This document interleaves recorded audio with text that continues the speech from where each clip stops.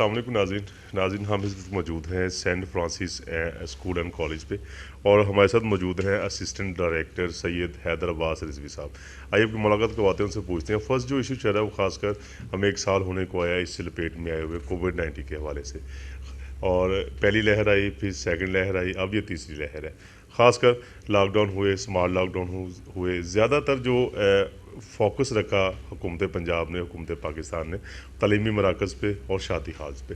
हालांकि ये नहीं चाहते कि हमारे स्कूल बंद हों, ख़ासकर प्राइवेट सेक्टर्स में मुश्किलात का शिकार हुए हैं। इसके अलावा महंगाई और टैक्सेस में इजाफा हुआ। तो आइए आपकी मुलाकात करवाते हैं सैयद हैदर अब्बास रिजवी साहब से। अस्सलाम वालेकुम। वालेकुम अस्सलाम। कैसे हैं सर? बिल्कुल ठीक हूँ, आप कैसे हैं? हैदर भाई, फर्स्ट जो इशू है कोविड-19 का, जैसे मैंने अभी अर्ज़ की कि ज़्यादा फोकस हुकूमत पाकिस्तान ने तालीमी मराकज़ पे रखी है, तो इसके लिए प्राइवेट सेक्टर्स को तो काफ़ी मुश्किलात का सामना है। बिल्कुल ऐसे ही है। लास्ट ईयर मार्च में जब लॉकडाउन जो है वो स्टार्ट हुआ, तो हम लोग बहुत डर गए कि अब हम अपनी सैलरीज जो है वो कैसे मैनेज करेंगे, कैसे होगा। बिकॉज एक प्राइवेट इंस्टीट्यूट, स्पेशली जैसा हमारा इंस्टीट्यूट है, तो हम इस चीज़ के ऊपर रिलाई करते हैं कि मंथ टू मंथ हमारे पास जो है वो जो अमाउंट आती है वो हमें अपने टीचर्स को जो है वो देनी होती है। तो बेसिकली हमें पता है कि जो है वो बीमारी मौजूद है, हम भी उसकी चीज़ें जो है SOPs फॉलो करना चाहते हैं। लेकिन साथ में हम ये चाहते हैं कि गवर्नमेंट जो अपनी पॉलिसी है वो थोड़ी हमें क्लियर करके बताए कि इस तरीके से होना है, क्योंकि ऑन एंड ऑफ की चीज़ हो रही है। तो इस मामले में हमें थोड़ी सी मुश्किलात का सामना करना पड़ता है, स्पेशली अगर बाकी सारी चीज़ों को हम छोड़ दें। जो स्टूडेंट्स की तालीम है वो सबसे ज़्यादा इंपॉर्टेंट है।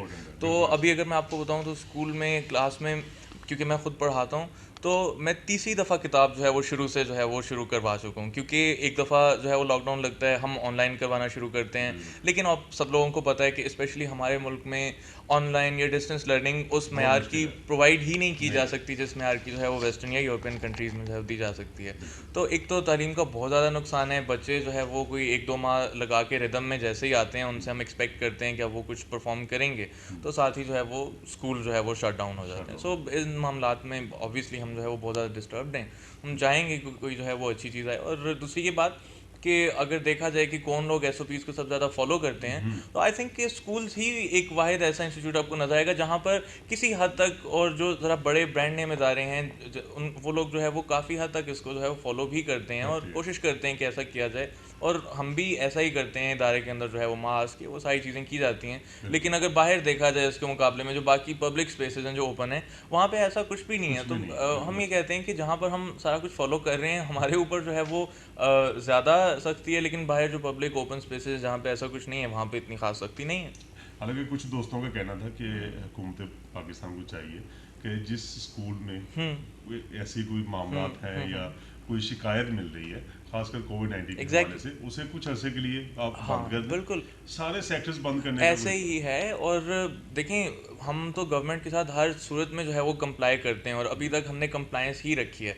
लेकिन जब पहली वेव जो है वो ख़त्म हुई, लॉकडाउन जो है वो पार्शियली लिफ्ट किया गया, हमारे स्कूल में जो है वो गवर्नमेंट के नुमाइंदे आए, उन्होंने हमारे स्टूडेंट्स को स्वाब भी किया, टेस्ट वगैरह हुआ, तो everything was going really fine. और जिस तरह से हमारे यहाँ SOPs फॉलो किए जाते हैं, वो भी जो है वो एग्जाम्पलरी चीज़ है कि उस तरह से आपको किसी भी और पब्लिक प्लेस में आप चले जाएं, पार्क्स, मॉल्स, ये सब चीज़ ओपन है, वहाँ पे उस तरह से SOPs नहीं फॉलो किए जाते। तो हम तो उनको बहुत स्ट्रिक्टली फॉलो करते हैं। हमें पार्शली उन्होंने कहा कि अपने बच्चों को बुलाना है, हम पार्शली जो है वो स्टूडेंट्स को बुलाते रहे। लेकिन अब उसमें ये है, जो मैंने सबसे पहली जो बात की है वो ये है कि जो तालीम का नुकसान है ना, वो सबसे ज़्यादा अनबेरेबल है। और ये टीचर्स और जो एडमिनिस्ट्रेटर्स और पेरेंट्स, उनके लिए एक बहुत बड़ी हेडेक है कि हम स्टूडेंट्स की पढ़ाई को कैसे मैनेज करें। एक दिन स्कूल जाना है, एक दिन स्कूल नहीं जाना, 2 महीने की छुट्टियां हो गई हैं, होमवर्क करवाने हैं। तो पेरेंट्स भी जो है वो इस मामले में बहुत परेशान है कि स्टूडेंट्स उस तरह का पढ़ ही नहीं पा रहे हैं जिस तरह से वो नॉर्मली जो है वो पढ़ा हालांकि करते हैं। स्कूल जो तलीमी मराकज़ है वहाँ पे सही तरह से फॉलो अप किया जाता है एग्जैक्टली SOPs ऐसे ही पे। है, ऐसे ही। अभी भी 90% लोग इस वबा को नहीं हाँ मान रहे। बिल्कुल ऐसे ही है। मैं खुद बहुत से ऐसे लोगों को जानता हूँ जो समझते हैं कि इसका कोई वजूद ही नहीं है, ये मजबूरी जस्ट नहीं। ऐसे ही जो है।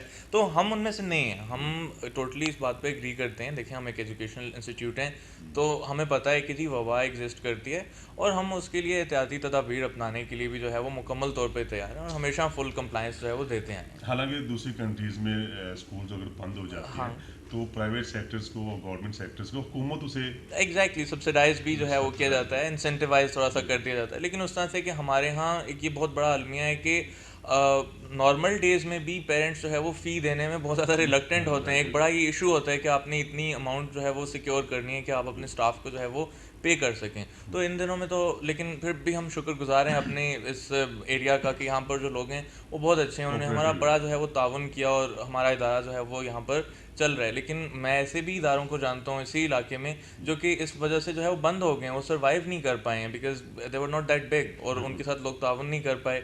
तो ये जो है वो एक प्राइवेट सेक्टर का बहुत बड़ा प्रॉब्लम है और मैं समझता हूँ कि इसके ऊपर जो है वो तवज्जो देनी चाहिए। अच्छा है सर, लास्ट मंथ में 3 बार पेट्रोल और डीजल की कीमतें बढ़ी, बिजली के यूनिट्स बढ़ गए, महंगाई जो है वो आए रोज बढ़ती जा रही है, तो इसके बारे में क्या कहेंगे?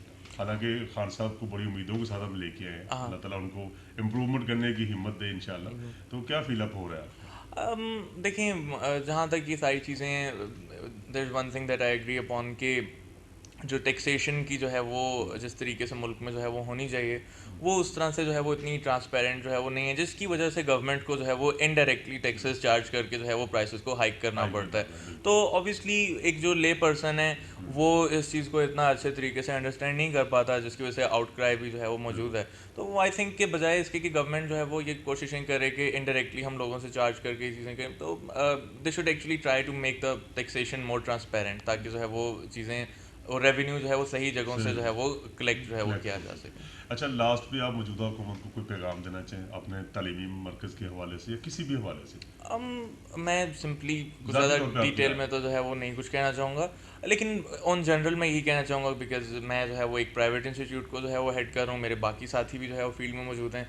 तो आई थिंक कि जितना हम इस सारी चीज़ को सफ़र कर रहे हैं उतना शायद ही किसी और जगह इसको जो है वो फील किया जा रहा है। देखें हम सिर्फ एक सिंगल पर्सन नहीं है, हमारे साथ जो है वो ढेर सारे स्टूडेंट्स जो है वो वाबस्ता हैं, हमारे साथ ढेर सारे टीचर्स वाबस्ता हैं, वो लोग जो छुट्टी के वक्त जो है वो स्कूल के बाहर अपनी रेडी लगाते हैं वो भी जो है वो हमसे वाबस्ता हैं, जो किताबें बेचते हैं वो भी हमसे वाबस्ता हैं, स्कूल के अंदर जो कैंटीन कॉन्ट्रैक्टर्स हैं वो भी जो है वो हमसे वाबस्ता हैं। तो बहुत से लोगों का रोज़गार जो है वो हमसे जुड़ा हुआ है। तो हम ये नहीं कहते हैं कि आप जो है वो हमें बिल्कुल खुलेआम आज़ादी दे दें, हमें पता है कि वबा मौजूद है, लेकिन हम सिर्फ इतना चाहते हैं कि आप हमें इतना फैसिलिटेट करें, अपनी पॉलिसी क्लियर करें। हम आपकी हर तरह के SOP चाहे वो कितने भी स्ट्रिक्ट हैं हम उनका कंप्लाई करने के लिए तैयार हैं, लेकिन हम थोड़ी सी क्लैरिटी चाहते हैं इन द पॉलिसी कि किस तरीके से जो है वो हमें आगे चलना है और क्या करना है। बहुत शुक्रिया, थैंक यू सो मच। ये थे जी सैयद हैदर अब्बास रिजवी साहब जो असिस्टेंट डायरेक्टर हैं saint Francis school and college के, जो अपने ख्यालात का इजहार कर रहे थे। Chaudhry Zaheer Cheema, CEO Waqti news Urdu, cameraman Tariq Ali के साथ सराय Alamgir, Jhelum. Subscribe to our channel, clicking subscribe button and bell icon.